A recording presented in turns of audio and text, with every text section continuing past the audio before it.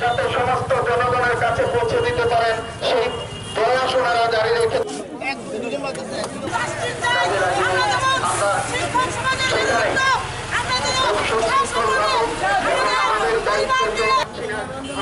সমস্ত ত্রিপুরাবাসী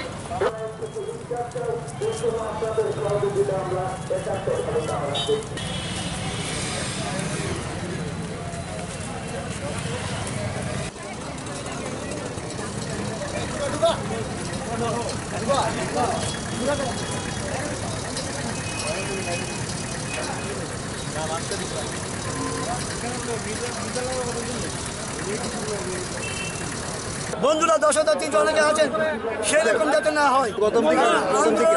আমরা দেখেছেন 2014 সালে 2014 সাল থেকে আন্দোলন সংগঠন শুরু করেছিল। আন্দোলন এই করলে যে সরকার বিপক্ষ হবে এটা ভুল ধারণা। আমরা সরকারের কাছে মেসেজ দিতে চাই আমরা বহুত টেনশনে আছি এবং আমরা যে ভারতবর্ষের স্বাধীন হয়েছিল আন্দোলনের মাধ্যমে এবং আপনার একটা এক্সাম্পল দেয় যেখানে এখন লোকপাল মিলিয়ে হান্না দিয়ে যেভাবে আন্দোলন করেছিলেন আমরা আমাদের ন্যায্য দাবি আমার ন্যায্য পাওনা চাকরি আদায়ের জন্য আমরা যা কিছু করা পারবো এবং আশ্বস্ত করবেন এবং মাননীয় উচ্চশিক্ষা আমাদের শিক্ষক